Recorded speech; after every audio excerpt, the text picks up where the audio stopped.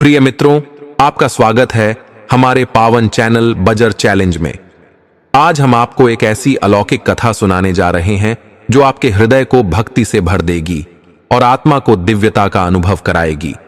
यह कथा केवल श्रवण मात्र की नहीं है, बल्कि यह एक ऐसी अनुभूति है जिसे सुनकर आपके भीतर श्रद्धा, प्रेम और समर्पण की ज्योति और भी प्रज्वलित हो उठेगी। आखिर राजा दशरथ की ऐसी कौन सी नारी थी जो आधी ब्याही और आधी कुंवारी थी? प्रिय भक्तों, रामायण के विशाल सागर में अनगिनत रत्न छिपे हैं। बहुत सी कथाएं आपने सुनी होंगी, श्री राम का वनवास, सीता माता का हरण, रावण वध और राम राज्य का वैभव। लेकिन आज हम आपको एक ऐसी कथा सुनाने जा रहे हैं जो बहुत कम लोगों को ज्ञात है। यह कथा है उस नारी की जो इतिहास में आधी ब्याही और आधी कुंवारी कहलाई। अब आप सोच रहे होंगे, आखिर यह कैसे संभव है? एक स्त्री ब्याही भी हो और कुंवारी भी। कौन थी वह नारी? उसका नाम क्या था? और क्यों उसकी कथा इतनी गूढ़ रहस्य में छिपी रही? भक्तों, यही तो आज का रहस्य है जिसे हम धीरे धीरे आपके सामने खोलेंगे। कहानी शुरू होती है अयोध्या के राजमहल से। राजा दशरथ एक महान सम्राट जिनके 3 महारानियां थीं, कौशल्या, सुमित्रा और कैकई। लेकिन इन महारानियों से पहले उनके जीवन में आई थी एक और स्त्री। वह थी एक गंधर्व कन्या, अद्वितीय सौंदर्य और निर्मल हृदय वाली। उसका प्रेम राजमहलों की राजनीति से ऊपर था। उसने न वैभव चाहा, न पद, न धन, न सिंहासन। उसने केवल एक वचन चाहा और राजा दशरथ ने उसे वह वचन दिया, मैं तुम्हें अपनी पत्नी बनाऊंगा। भक्तों, यहां से शुरू होती है वह तपस्या जो उसे इतिहास में अमर कर देती है। राजा ने वचन तो दिया, विवाह भी हुआ, लेकिन समय और परिस्थिति ने उस संबंध को अधूरा छोड़ दिया।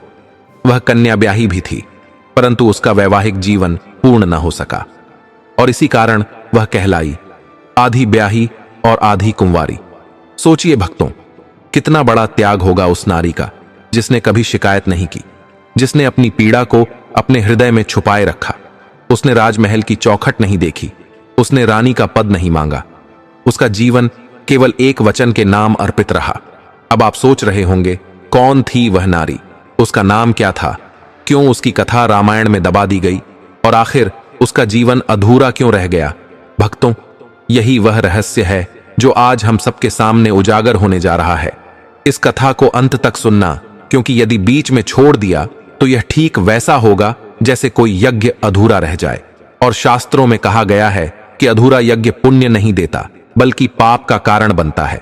तो आइए धैर्य रखें, श्रद्धा रखें और इस कथा को अंत तक सुने, क्योंकि अगली कड़ी में आप जानेंगे उस नारी का नाम, उसका तप और उसके जीवन का सबसे बड़ा रहस्य।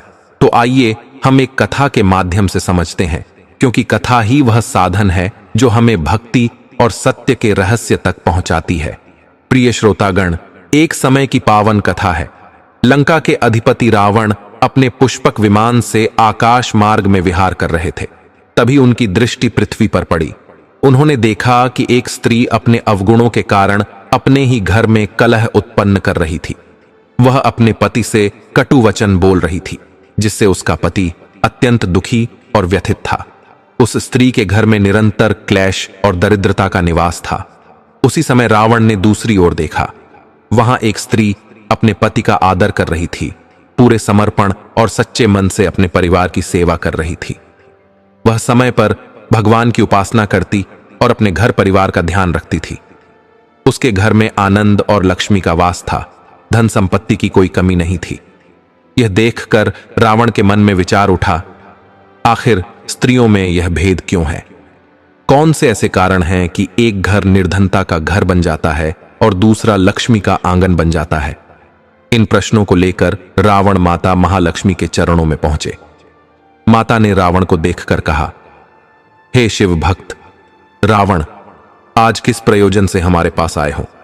रावण ने विनम्र होकर कहा, हे जगदम्बे, मैं आपके पास अपने हृदय में उठे प्रश्नों का समाधान पाने आया हूं। मैंने देखा कि एक स्त्री के घर में क्लेश और दरिद्रता का वास है और दूसरी स्त्री के घर में सुख समृद्धि का निवास है। मैं यह जानना चाहता हूं कि वे कौन से 5 लक्षण हैं जिनसे कोई स्त्री आपके समान मानी जाती है और लक्ष्मी स्वरूपा बन जाती है। माता लक्ष्मी मुस्कुराई और बोली, हे रावण, तुमने एक अत्यंत आवश्यक प्रश्न किया है। यह प्रश्न केवल तुम्हारे लिए ही नहीं बल्कि समस्त मानव समाज के लिए उपयोगी है। इसका उत्तर मैं तुम्हें एक कथा के माध्यम से दूंगी। तब माता ने कथा सुनाना आरंभ किया। बहुत समय पहले की बात है। एक नगर में एक दंपति रहते थे। भगवान की कृपा से उनके घर में सुख और समृद्धि की कोई कमी नहीं थी। एक दिन किसी कारण से पति पत्नी में विवाद हो गया। विवाद इतना बढ़ गया कि पत्नी ने अपने पति को कटु वचन कह दिए। इससे पति क्रोधित हो उठा और उसने गुस्से में पत्नी को थप्पड़ मार दिया। अपमानित होकर पत्नी क्रोध में भर गई और अपने 2 छोटे बच्चों को लेकर उसी रात पीहर जाने के लिए निकल पड़ी। मार्ग एक घने और भयानक वन से होकर गुजरता था। उसी वन में एक साधु महात्मा अपनी कुटिया में निवास करते थे। वे रात में टहल रहे थे कि तभी उन्होंने देखा एक स्त्री अपने बच्चों के साथ अंधेरी रात में वन से जा रही है। पहले साधु ने सोचा, यदि मैं इसे रोकूंगा तो लोग समाज में नाना प्रकार की बातें करेंगे। परंतु फिर साधु ने विचार किया, यदि यह वन में आगे चली गई तो हिंसक पशु इसे और इसके बच्चों को नुकसान पहुंचा सकते हैं।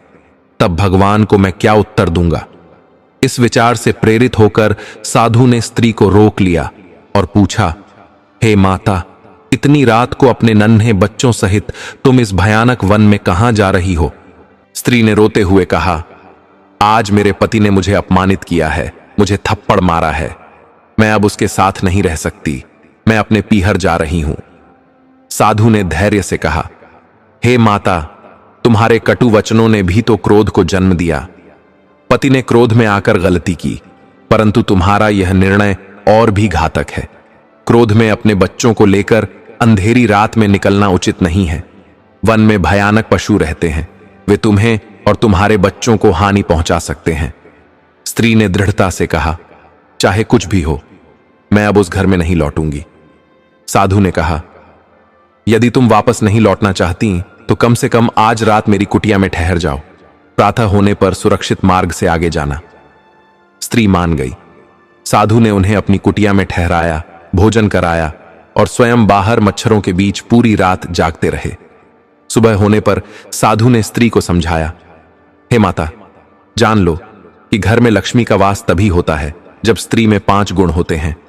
पति का सम्मान, परिवार की सेवा, संयमित वाणी, भगवान की आराधना और धैर्य।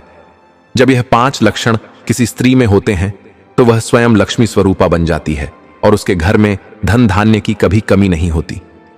माता लक्ष्मी ने रावण से कहा, हे रावण, यही वह रहस्य है। स्त्री यदि इन गुणों को धारण करती है तो उसका घर सुख और समृद्धि से भर जाता है। वही स्त्री संसार के लिए लक्ष्मी का रूप बन जाती है। वह स्त्री क्रोध और रोष से भरी हुई अपने 2 छोटे छोटे बच्चों को लेकर वन के मार्ग से पीहर की ओर चल दी।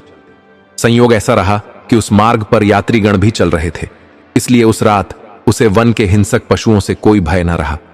वह निरंतर चलती रही और अंततः अपने मायके पहुंच गई। माता पिता ने जब अपनी पुत्री को देखा तो चकित रह गए। हमारी बेटी तो आ गई, 2 बच्चे भी साथ हैं, परंतु दामाद कहां है?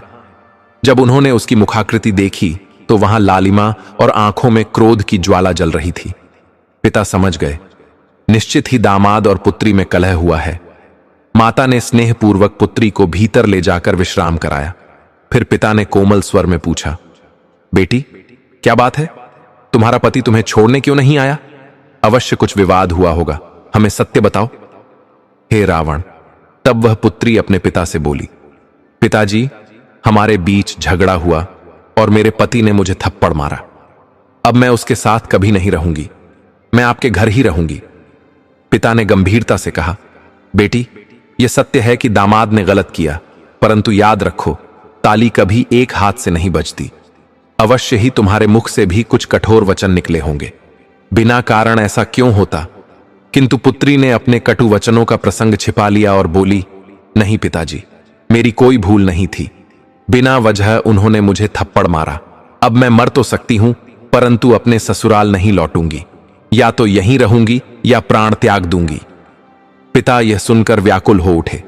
सोचा, यदि अधिक प्रश्न किया तो कहीं बेटी कोई अनर्थ न कर बैठे। इस विचार से उन्होंने मौन धारण किया और पुत्री को विश्राम करने दिया। वह रात भर विश्राम करती रही और अगली प्रातः भी जब पिता ने पूछा तो उसने वही दोष पति पर डाल दिया। पिता ने कहा, ठीक है बेटी, यदि यही तुम्हारी इच्छा है तो यहीं रहो। अब वह स्त्री मायके में ही रहने लगी। इधर ससुराल में जब प्रातःकाल सास ससुर ने देखा कि बहू घर पर नहीं है तो उन्होंने अपने पुत्र को बुलाकर पूछा, बेटा, तुम्हारी पत्नी कहां है? पुत्र ने उत्तर दिया, पिताजी, कल रात मेरा उससे झगड़ा हो गया था, इसलिए वह बच्चों को लेकर पीहर चली गई। पिता ने पूछा, बेटा, झगड़ा क्यों हुआ? पुत्र ने उत्तर दिया, पिताजी, वह मुझसे उल्टे सीधे वचन कह रही थी। अपमानित होकर मैंने उसे थप्पड़ मारा, इसी कारण वह रूठ गई। पिता ने धैर्य से समझाया, बेटा, यह तुम्हारी भूल है। स्मरण रखो, स्त्री ही घर की लक्ष्मी होती है। जिस घर में स्त्री न हो वह घर श्मशान समान निर्जीव हो जाता है। गृहिणी ही समृद्धि और शांति का आधार है। तुमने उसके साथ अन्याय किया, इसलिए वह रूठ गई। यही उचित है कि तुम स्वयं जाकर उसे मना लाओ। मेरे लिए बहू के बिना यह घर सूना लगता है। पुत्र ने उत्तर दिया, पिताजी, आप सही कहते हैं कि स्त्री घर की लक्ष्मी होती है, परंतु मेरी पत्नी में तो लक्ष्मी सदृश आचरण ही नहीं है। उसने मुझे अपमानित किया, आपका भी आदर नहीं करती, सेवा भी नहीं करती। जब भी कोई मित्र मिलने आता है तो उससे ईर्ष्या करती है, कटु वचन बोलती है। भला ऐसी स्त्री को लक्ष्मी कैसे कहा जाए? और पिताजी, एक दिन तो ऐसा हुआ कि हमारे द्वार पर एक भिक्षुक आया। वह दिन ऐसा आया जब एक भिखारी द्वार पर खड़ा होकर पुकार रहा था, माता, मुझे भिक्षा दे दो, माता, मुझे भिक्षा दे दो। वह बेचारा बहुत देर तक पुकारता रहा, परंतु उस स्त्री ने द्वार न खोला। न उसने भिक्षा दी, न करुणा दिखाई। वह भिखारी असहाय होकर लौट गया। पुत्र अपने पिता से बोला, पिताजी, आप तो जानते हैं कि जो स्त्री भिखारी को भिक्षा नहीं देती वह लक्ष्मी कहलाने का अधिकार खो देती है, क्योंकि संसार में सबसे कठिन और गिरा हुआ कार्य है भीख मांगना। भिखारी कोई पापी नहीं होता, वह तो केवल अपने भूखे पेट के लिए अन्न मांगता है, और यदि कोई उसे अन्न न दे तो वह देने वाला ही उससे भी गिरा हुआ समझा जाता है। इसीलिए मैं कहता हूं कि मेरी पत्नी में लक्ष्मी का स्वरूप मुझे नहीं दिखता। मैं उसे कैसे वापस बुला लाऊं? पिता ने धैर्य और ज्ञान से कहा, बेटा, तुम अज्ञान की बातें कर रहे हो। यह मैं मानता हूं कि तुम्हारी पत्नी में अभी लक्ष्मी सदृश गुण प्रकट नहीं हुए हैं। वह तुम्हें कटु वचन कहती है, अतिथि का सम्मान नहीं करती, भिखारी को भिक्षा नहीं देती। यह सब सत्य है, परंतु पति का धर्म क्या है यह तुमने अभी नहीं समझा। पति का धर्म है कि यदि पत्नी भूल करती है, गालियां देती है, सम्मान नहीं करती, तो पति उसे समझाए। हो सकता है उसमें विवेक की कमी हो, ज्ञान का अभाव हो, तब पति का कर्तव्य है कि वह उसकी अज्ञानता मिटाकर उसमें ज्ञान का दीपक जलाए, उसे मार्ग दिखाए। यह धर्म तुम्हारा था, परंतु तुमने क्या किया? तुमने केवल उसके गाल पर थप्पड़ जड़ दिया, पर उसे समझाया नहीं। यही तुम्हारी भूल है। इसलिए हमारा आदेश है, जाओ, अपने ससुराल जाओ और अपनी पत्नी को सम्मान से वापस बुलाकर लाओ। पिता की वाणी सुनकर पुत्र बोला, पिताजी, जैसा आप कहते हैं वैसा ही करूंगा, परंतु मुझे उसमें लक्ष्मी का स्वरूप नहीं दिखता। मेरे साथ कैसे निभेगा? पिता ने उत्तर दिया, बेटा, फिर वही अज्ञान की बातें। पहले उसे बुलाकर लाओ, फिर मैं भी समझाऊंगा, तुम भी समझाना। देखो, क्या वह सुधरती नहीं है? हे रावण, देवी लक्ष्मी कहती हैं कि तब वह पुत्र अपने ससुराल पत्नी को बुलाने चल पड़ा। वही वन का मार्ग था जिससे होकर उसकी पत्नी पहले गई थी।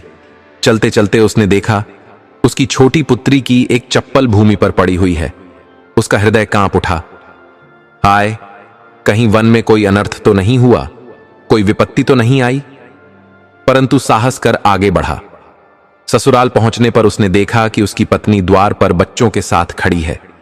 जैसे ही उसने पति को आते देखा, उसने बच्चों से कहा, बच्चों, ये देखो, तुम्हारे पिताजी आ गए हैं, जाओ उनसे मिलो। बच्चे दौड़कर पिता से लिपट गए और पिता ने भी उन्हें स्नेह से हृदय से लगाया, परंतु वह स्त्री भीतर कमरे में चली गई और द्वार बंद कर लिया। रात को वहीं ठहरने पर ससुराल के माता पिता ने दामाद का आदर सत्कार किया। प्रातःकाल जब सवेरा हुआ तो ससुर ने अपनी बेटी को बुलाकर दामाद से कहा, बेटा यह क्या हुआ? थोड़ी सी नाराजगी में तुमने हमारी बेटी को थप्पड़ क्यों मारा? यह तो कह रही है कि इसकी कोई गलती न थी, तुमने ऐसा क्यों किया? तब दामाद बोला, पिताजी आपकी बेटी अपने दोष छिपा गई। उसने मुझ पर गालियां बरसाईं, जिससे मुझे क्रोध आ गया और मैंने थप्पड़ मारा। परंपरा कहती है कि स्त्री घर की लक्ष्मी होती है, और जब लक्ष्मी ही पति का सम्मान न करे, उसे गालियां दे, तो यह स्त्री का सबसे बड़ा दोष है। इसी कारण मैंने उसे मारा। ससुर ने जब यह सुना तो अपनी बेटी से कहा, बेटी क्या यह सत्य है? यदि ऐसा है तो तुमने हमसे असत्य कहा और अपने पति को गालियां दी। जब पिता ने अपनी पुत्री के कटु वचनों और उसके अज्ञान को सुना, तब उन्होंने गंभीर स्वर में कहा, बेटी तू हमारी संतान है, परंतु स्मरण रख, तू पहले एक स्त्री है, तू किसी की पत्नी है, और अब तू 2 बच्चों की माता भी है। परंतु तूने न तो पत्नी का धर्म निभाया, न ही माता का धर्म ठीक से निभाया। अपने छोटे छोटे बच्चों को लेकर तू पीहर चली आई। क्या तूने उनके भविष्य के बारे में सोचा? उनके पालन पोषण के बारे में सोचा? बेटी तेरे लिए श्रेष्ठ यही है कि तू अपने पति के साथ पुनः ससुराल लौट जा। परंतु पुत्री हठ में बोली, पिताजी मैं मर सकती हूं, परंतु ससुराल वापस नहीं जाऊंगी। मित्रों, तब देवी लक्ष्मी कहती हैं, हे रावण, पिता ने धैर्यपूर्वक समझाया, बेटी तू जान है, परंतु इस समय क्रोध और अज्ञान तुझे डुबो रहा है। हमने अपना धर्म निभा दिया, तेरा विवाह कर दिया, जीवन व्यवस्थित कर दिया। अब तेरे जीवन का धर्म तुझे निभाना है। सोच तू यहां कब तक रहेगी? जब तक हम जीवित हैं तब तक शायद ठीक है, परंतु हम वृद्ध हैं, कल को संसार छोड़ देंगे। उसके बाद तेरा क्या होगा? क्या तेरा भाई और भाभी तुझे सम्मान से रखेंगे? नहीं बेटी, तुझे ताने सुनने पड़ेंगे, अपमान सहना पड़ेगा। आज तू पति के एक थप्पड़ से दुखी है, परंतु कल भाई भाभी का तिरस्कार उससे कहीं अधिक दुहक देगा। इसीलिए कहता हूं, बेटी का घर केवल ससुराल होता है। बेटी के लिए यदि कहीं स्वर्ग है तो वही ससुराल है। पिता का घर केवल रिश्ता निभाने का स्थान है। सुख और सम्मान ससुराल में ही मिलता है। पिता ने आगे कहा, पति पत्नी में थोड़ा बहुत झगड़ा चलता ही है, परंतु तूने क्रोध में आकर पति को गालियां दी। यही तेरी भूल है। स्वयं को सुधार, फिर दूसरों को सुधारने की बात करना। पहले घर को अपना घर मान, सास ससुर की सेवा कर, पति की सेवा कर और बच्चों को संस्कार पूर्वक पाल। यही तुझे सच्चा सुख देगा। हे रावण, तब वह पुत्री फूट फूट कर रोने लगी और पिता से क्षमा मांगी। पिता ने कहा, बेटी क्षमा हमसे नहीं, पहले अपने पति से मांग। तब वह स्त्री पति से क्षमा मांगकर बोली, पिताजी मेरे भीतर अज्ञान था। मैं सोचती थी कि जीवन भर पिता के घर रह सकती हूं, परंतु आज ज्ञात हुआ कि बेटी पराया धन है। कुंवारी रहने तक सुख पिता के घर है, परंतु विवाह के बाद सच्चा सुख केवल ससुराल में है। पिताजी मुझे क्षमा करें, मैं अब कभी आपको शिकायत का अवसर नहीं दूंगी। यह सुनकर माता पिता प्रसन्न हो गए। उन्होंने बहुत सा दान दहेज देकर एक पोटली में उपहार बांधकर अपनी बेटी और दामाद को विदा किया। पति पत्नी और बच्चों को लेकर अपने घर की ओर चला। मार्ग में पति ने पत्नी से पूछा, जब मैं आ रहा था तब मुझे हमारी बेटी की एक चप्पल वन में मिली। उस समय मैं बहुत घबरा गया था, बताओ ऐसा क्यों हुआ? पत्नी ने कहा, हे स्वामी, उस रात जब मैं बच्चों को लेकर वन से आ रही थी, तब एक साधु ने मुझे रोक लिया। रात भर मैं उनकी कुटिया में रही। प्रातःकाल जब निकली तो साधु ने कहा, पुत्री जब भी ससुराल लौटना तो मुझसे मिलकर जाना। पति ने कहा, अच्छा तो फिर चलो, महात्मा से मिलकर चलते हैं। सब मिलकर महात्मा के आश्रम पहुंचे। महात्मा स्नान कर रहे थे। जब उन्होंने उस स्त्री को देखा तो पहचान गए और बोले, बेटी उसी रात तू मेरी कुटिया में ठहरी थी। मैं स्नान और पूजा कर लूं तब तुझसे मिलूंगा। स्नान और पूजा के पश्चात महात्मा आए और बोले, बेटी उस दिन मैंने समझाया था कि स्त्री का सर्वश्रेष्ठ सुख ससुराल में है। आज तू लौट कर आई, यही सत्य है। अब पछता मत, ज्ञान ग्रहण कर। वह स्त्री महात्मा से क्षमा मांगते हुए बोली, हे महाराज, मुझसे गलती हुई। क्रोध में आकर मैं पीहर चली आई, परंतु आज ज्ञात हुआ कि आपका वचन सत्य था। स्त्री का सुख पति और ससुराल में ही है। मित्रों, तब देवी लक्ष्मी कहती हैं, हे रावण, वह महात्मा उस स्त्री को 5 उपदेश देते हैं और कहते हैं, बेटी, मैं तुझे 5 बातें बताता हूं। इन 5 लक्षणों वाली स्त्रियां ही लक्ष्मी का रूप मानी जाती हैं। इन्हें जीवन में सदैव याद रखना। तब स्त्री ने विनम्रता से पूछा, हे महात्मा, वे 5 लक्षण कौन से हैं? साधु महात्मा बोले, पुत्री, प्रथम लक्षण यह है कि स्त्री प्रतिदिन प्रातःकाल स्नान करती है। महात्मा उस स्त्री को उपदेश देते हुए कहते हैं, बेटी, स्त्री के 5 लक्षण हैं जिन्हें धारण करने वाली स्त्री को स्वयं लक्ष्मी स्वरूपा माना जाता है। पहला लक्षण यह है कि जो स्त्री प्रतिदिन प्रातःकाल उठकर स्नान करती है, ध्यान करती है, पूजा पाठ करती है, घर की साफ सफाई का ध्यान रखती है, अपने बच्चों को समय पर विद्यालय भेजती है और घर के कार्यों में तत्पर रहती है, वह स्त्री लक्ष्मी का रूप मानी जाती है। ऐसी स्त्री से माता लक्ष्मी प्रसन्न रहती हैं और उस घर में कभी दरिद्रता प्रवेश नहीं करती। दूसरा लक्षण यह है कि जो स्त्री अपने पति, अपने सास ससुर और अपने बच्चों का स्नेहपूर्वक ध्यान रखती है, उनकी भूख प्यास, उनकी आवश्यकताओं और सुख दुख का ख्याल रखती है, वही स्त्री लक्ष्मी स्वरूपा होती है। और जो स्त्री अपने परिवार की उपेक्षा करती है, उनके सुख दुख की चिंता नहीं करती, उससे लक्ष्मी माता रुष्ट हो जाती हैं और ऐसे घर को छोड़कर चली जाती हैं। तीसरा लक्षण यह है कि जो स्त्री कभी अपने पति को अपशब्द नहीं कहती, उनका सम्मान करती है, सास ससुर और परिवार के अन्य सदस्यों का आदर करती है और मीठे वचनों से सबका दिल जीतती है, वह स्त्री लक्ष्मी का रूप मानी जाती है। जो स्त्री कटुवचन बोलती है, अपमान करती है, गालियां देती है, वह समाज में भी तिरस्कृत होती है और लक्ष्मी माता उससे विमुख हो जाती है। चौथा लक्षण यह है कि जो स्त्री घर आए अतिथि का आदर करती है, उन्हें सत्कार देती है और भिक्षुक को दान देती है, वही स्त्री लक्ष्मी स्वरूपा है। जिस घर की स्त्रियां अतिथि का सत्कार नहीं करती, भिखारी को दान नहीं देती और उन्हें निराश लौटा देती हैं, उस घर से लक्ष्मी माता सदा के लिए दूर हो जाती है। अतः स्त्री को चाहिए कि वह अतिथि और अभावग्रस्त जनों का सम्मान अवश्य करे। 5वां और अंतिम लक्षण यह है कि जो स्त्री प्रातःकाल ब्रह्म मुहूर्त में जागकर अपने घर की साफ सफाई करती है, झाड़ू बुहारी लगाती है, बर्तनों को स्वच्छ करती है, बच्चों को स्वच्छ रखती है और घर को पवित्र बनाए रखती है, उसी घर में लक्ष्मी का स्थायी वास होता है।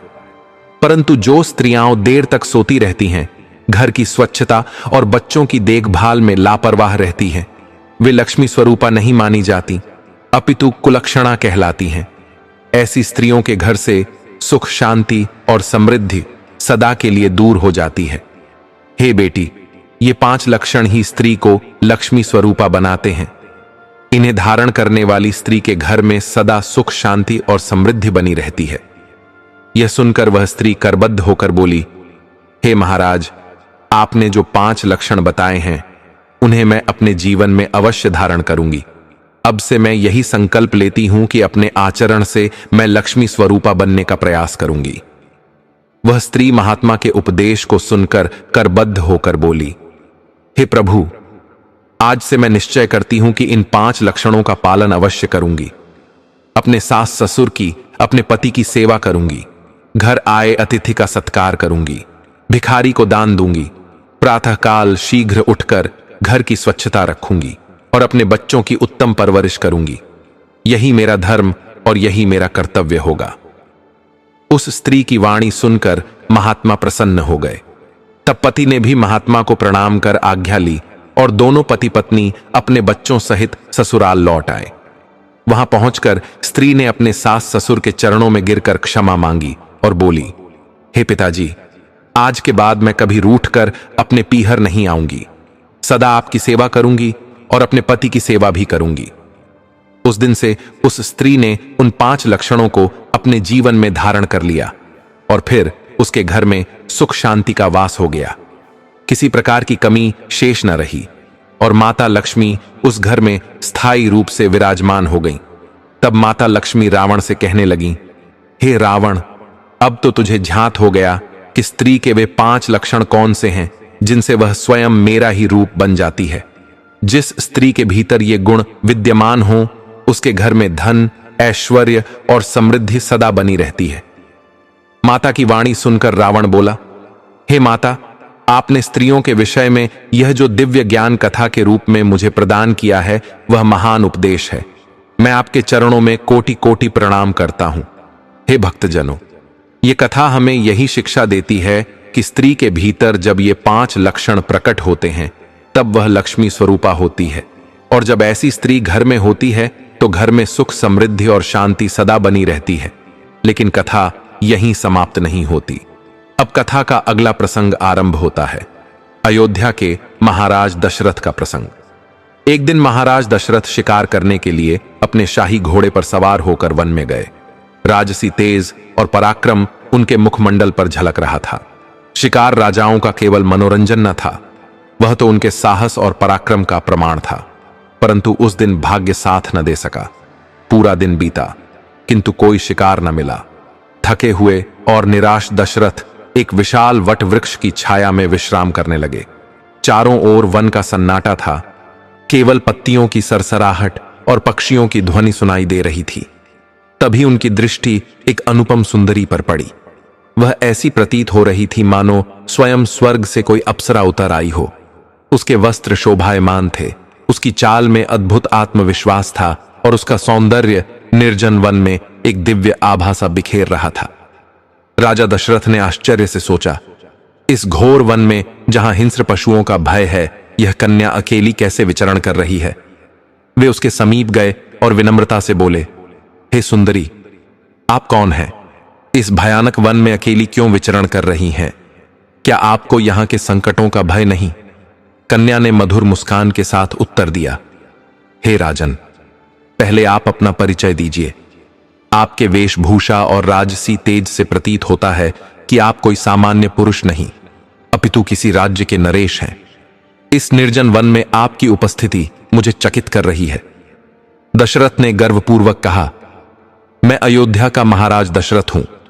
प्रजापालन और पराक्रम का प्रमाण देना मेरा कर्तव्य है, किंतु अभी तक आपने अपने विषय में कुछ नहीं कहा। आप कौन हैं? कन्या ने मधुर स्वर में उत्तर दिया, हे महाराज, मैं गंधर्व कन्या हूं। मेरा नाम सूर्यवंशी है। मेरे पिता ने मुझे यह स्वतंत्रता दी है कि मैं स्वयं अपने लिए योग्य जीवन साथी का चयन कर सकूं। इसी हेतु मैं इस वन में विचरण कर रही हूं। महाराज दशरथ ने उस अपूर्व गंधर्व कन्या से प्रश्न किया, हे सुंदरी, क्या तुम्हारे पिता ने तुम्हें इस भयावह वन में अकेले विचरण करने के लिए भेज दिया? क्या यह उचित है कि पिता अपनी पुत्री को स्वयं जीवन साथी खोजने हेतु ऐसे स्थान पर छोड़ दे?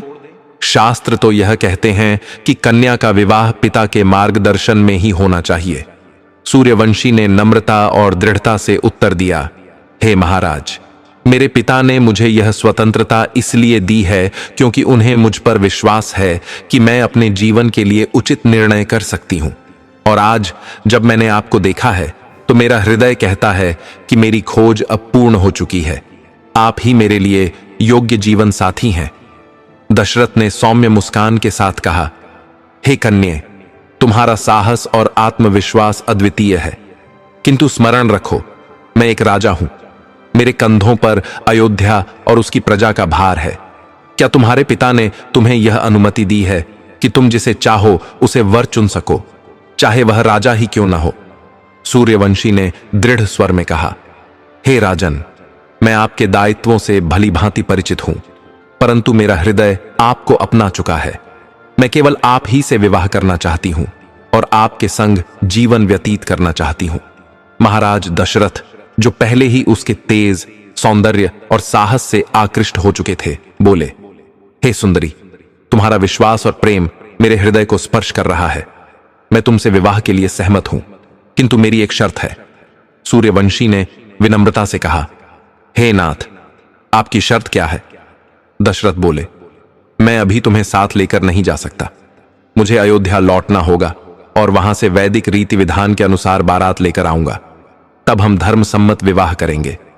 सूर्यवंशी ने मधुर मुस्कान के साथ कहा, हे स्वामी, मैं आपकी शर्त स्वीकार करती हूं। मैं इसी वट वृक्ष के नीचे आपका प्रतीक्षा करूंगी। मुझे दृढ़ विश्वास है कि आप अपना वचन अवश्य निभाएंगे, किंतु मेरी भी एक शर्त है। दशरथ ने कहा, कहो देवी, तुम्हारी शर्त क्या है? सूर्यवंशी ने गंभीर स्वर में कहा, यदि आप मुझसे विवाह करना चाहते हैं तो वचन दें कि मेरा पुत्र ही अयोध्या के सिंहासन पर आरूढ़ होगा। संतानहीन दशरथ ने बिना किसी संकोच के वचन दे दिया, हे सुंदरी, मैं प्रण करता हूं कि तुम्हारा पुत्र ही अयोध्या का अधिपति बनेगा। सूर्यवंशी की आंखों में संतोष का आलोक भर गया। उसने कहा, तो ठीक है महाराज, मैं यहां आपके आगमन की प्रतीक्षा करूंगी। दशरथ ने उसे आश्वासन दिया और अपने घोड़े पर सवार होकर अयोध्या लौट गए। उनके मन में हर्ष था कि उन्हें एक ऐसी कन्या मिली जो न केवल सौंदर्य और कोमलता से परिपूर्ण थी, बल्कि आत्मनिर्भर और साहसी भी थी। किंतु अयोध्या पहुंचते ही राजसी कार्यभार, रानियों का स्नेह और प्रजापालन की जिम्मेदारियों ने दशरथ को इस प्रकार व्यस्त कर दिया कि सूर्यवंशी और दिए हुए वचन की स्मृति उनके चित्त से धुंधली होती चली गई। उधर सूर्यवंशी प्रतिदिन उस वटवृक्ष के नीचे प्रतीक्षा करती रही। प्रत्येक प्रभात उसका विश्वास उसे कहता कि आज महाराज आएंगे, किंतु दिन प्रतिदिन प्रतीक्षा निराशा में बदलती रही। उसने सोचा, राजा का वचन कभी असत्य नहीं होता, फिर वे क्यों नहीं आए? विश्वास और निराशा के बीच डोलती हुई सूर्यवंशी ने अंततः कठोर तपस्या आरंभ कर दी। वह प्रभु से प्रार्थना करती रही कि दशरथ अपना वचन निभाए। तपस्या इतनी प्रबल हुई कि अंततः उसी वटवृक्ष के नीचे उसने अपने प्राण त्याग दिए। यह अद्भुत घटना महामुनि विश्वामित्र ने देखी। वे सूर्यवंशी के त्याग, धैर्य और विश्वास से अत्यंत प्रभावित हुए। ध्यानस्थ होकर उन्होंने उसके जीवन और दशरथ से हुए संवाद को अनुभूत किया और फिर उसकी पवित्र अस्थियों से एक दिव्य खड़ाऊ का निर्माण किया। विश्वामित्र ने मन ही मन निश्चय किया, यही खड़ाऊ उस वचन की साक्षी बनेगी जो महाराज दशरथ ने सूर्यवंशी को दिया था, और समय आने पर यही खड़ाऊ उस प्रतिज्ञा को पूर्ण करेगी। मुनि विश्वामित्र द्वारा निर्मित वह दिव्य खड़ाऊ उन्होंने अपने शिष्य महर्षि गौतम को सौंपते हुए कहा, हे गौतम, यह खड़ाऊ उस गंधर्व कन्या की है जिसने महाराज दशरथ के वचन पर अटूट विश्वास रखते हुए अपने प्राणों का त्याग किया। इनका सम्मान अवश्य होना चाहिए। समय आने पर इन्हें किसी योग्य पुरुष को सौंप देना जो इनके महत्व को समझ सके। कालचक्र घूमता रहा। अयोध्या में भगवान श्री राम का जन्म हुआ। बालक राम बड़े हुए और जब कैकेयी के वचनों के कारण उन्हें 14 वर्ष का वनवास मिला, तब वे सीता और लक्ष्मण के साथ वन में विचरण करने लगे। वनवास के पथ पर वे महर्षि गौतम के आश्रम पहुंचे। वहां माता अनसुईया ने सीता जी को दिव्य वस्त्र और आभूषण प्रदान किए तथा जीवन के कई पवित्र उपदेश सुनाए। जब श्री राम आश्रम से प्रस्थान करने लगे, तब महर्षि गौतम ने सोचा, अब समय आ गया है कि यह खड़ाऊ उनके सच्चे स्वामी तक पहुंचे। उन्होंने विनम्र भाव से श्री राम को वे खड़ाऊ अर्पित किए और कहा, हे राम, ये खड़ाऊ मुनि विश्वामित्र द्वारा निर्मित हैं। इनका अत्यंत गहन महत्व है। इन्हें अपने पास रखो और उचित समय आने पर इनका उपयोग करो। श्री राम ने श्रद्धा से उन खड़ाऊ को स्वीकार किया और समझ लिया कि यह किसी महान उद्देश्य का साधन है। उन्होंने लक्ष्मण को बुलाकर कहा, हे भ्राता, इन खड़ाऊ को संभाल कर रखना। यह साधारण नहीं है। इन्हें पैरों में धारण नहीं करना है, बल्कि आदरपूर्वक सुरक्षित रखना है। चित्रकूट में श्री राम, सीता और लक्ष्मण वास कर रहे थे। उस समय अयोध्या में राम के वनवास से संपूर्ण प्रजा शोकाकुल थी, किंतु सबसे अधिक व्याकुल थे भरत। अयोध्या का राजमहल उन्हें अपने बड़े भाई के बिना शून्य प्रतीत होता था। भरत ने निश्चय किया और वे चित्रकूट पहुंचे। जब उनकी दृष्टि वनवासी वेश में प्रभु श्री राम पर पड़ी, तो उनके नेत्र अश्रुधारा से भर गए। वे प्रभु के चरणों में गिरकर बोले, भैया, आप जैसे धर्मनिष्ठ राजा को वन में कष्ट क्यों सहना पड़ रहा है? कृपा कर अयोध्या लौट चलिए और सिंहासन का भार संभालिए। मैं स्वयं को राज सिंहासन के योग्य नहीं मानता। श्री राम ने भरत को करुणा से उठाते हुए कहा, हे भ्राता, तुम्हारा प्रेम मेरे लिए अनमोल है, परंतु पिताश्री का वचन ही मेरा धर्म है। यदि मैं अब लौट गया तो उनका वचन अधूरा रह जाएगा। तुम मेरी अनुपस्थिति में अयोध्या का संचालन करो।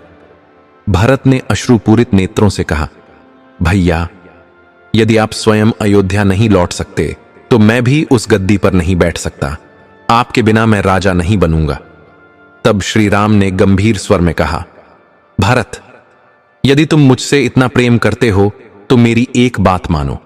यह खड़ाऊ लो, इन्हें अयोध्या के सिंहासन पर स्थापित कर राज्य का संचालन करो।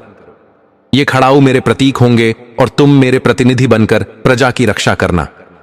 भरत ने भाव विह्वल होकर खड़ाऊ को दोनों हाथों से उठाया और कहा, भैया, यह खड़ाऊ आपके चरणों का आशीर्वाद है। मैं इन्हें गद्दी पर स्थापित करूंगा और आपके आदर्शों के अनुसार ही अयोध्या का संचालन करूंगा। किंतु यह प्रण भी लेता हूं कि जब तक आप स्वयं लौट कर नहीं आते तब तक मैं गद्दी पर नहीं बैठूंगा। मैं तपस्वी जीवन व्यतीत करूंगा और आपके आगमन की प्रतीक्षा करूंगा। श्री राम ने भरत को हृदय से आलिंगन दिया और कहा, हे भ्राता, तुम्हारा यह त्याग और निष्ठा अयोध्या के लिए सदैव प्रेरणा बनेगी। ये खड़ाऊ न केवल मेरे प्रतीक हैं, बल्कि उस गंधर्व कन्या के त्याग और विश्वास का भी स्मारक है। जिस गंधर्व कन्या ने महाराज दशरथ के वचन पर विश्वास करते हुए अपने प्राण त्याग दिए थे, उन्हीं की स्मृति और त्याग का प्रतीक यह दिव्य खड़ाऊ बने। जब यह खड़ाऊ अयोध्या की गद्दी पर प्रतिष्ठित हुए, तब उनका उद्देश्य पूर्ण हुआ। भरत ने उन चरण पादुकाओं को आदर पूर्वक कपड़े में लपेटा, अपने सिर पर धारण किया और अयोध्या लौट आए। वहां पहुंचकर उन्होंने उन्हें राज सिंहासन पर स्थापित किया और घोषणा की, ये चरण पादुकाएं ही अयोध्या की सच्ची शासक हैं। मैं केवल इनका सेवक हूं। जब तक प्रभु श्री राम स्वयं लौटकर नहीं आते, तब तक मैं गद्दी पर नहीं बैठूंगा। भरत ने नंदीग्राम में एक साधारण कुटिया का निर्माण किया और तपस्वी जीवन आरंभ किया। प्रतिदिन वे उन चरण पादुकाओं की पूजा करते और श्री राम के आदर्शों के अनुसार राज्य का संचालन करते।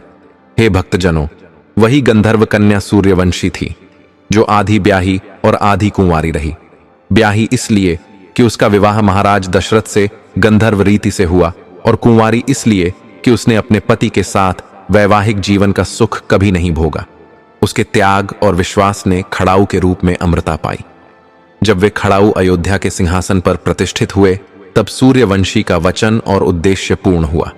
श्री राम ने भरत से कहा, इन खड़ाऊ को गद्दी पर रखने से उस माता को शांति और सुख मिलेगा जिसने अपने प्रेम और तपस्या से इन्हें जन्म दिया।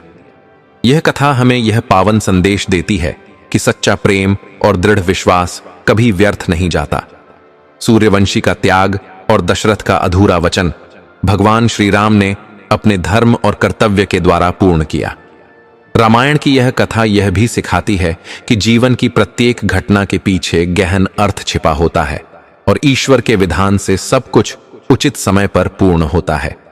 प्रिय मित्रों, कथा यहीं समाप्त होती है, पर इसका संदेश हमारे जीवन को प्रकाश देता रहता है। याद रखिए, जीवन में हर परिस्थिति चाहे कितनी भी कठिन क्यों न हो, विश्वास और धैर्य ही हमें सच्ची सफलता और शांति प्रदान करते हैं। त्याग और आस्था कभी व्यर्थ नहीं जाते, वे हमें अंदर से और भी मजबूत बनाते हैं। यदि इस कथा ने आपके हृदय को छुआ हो और आपको प्रेरणा दी हो, तो कृपया इस वीडियो को लाइक करें, अपने प्रियजनों के साथ शेयर करें और हमारे चैनल बजर चैलेंज को सब्सक्राइब जरूर करें, ताकि भक्ति और प्रेरणा से भरी ऐसी और कहानियां आप तक पहुंचती रहें। और जाते जाते पूरे मन से एक बार सब मिलकर बोलें, जय श्री राम।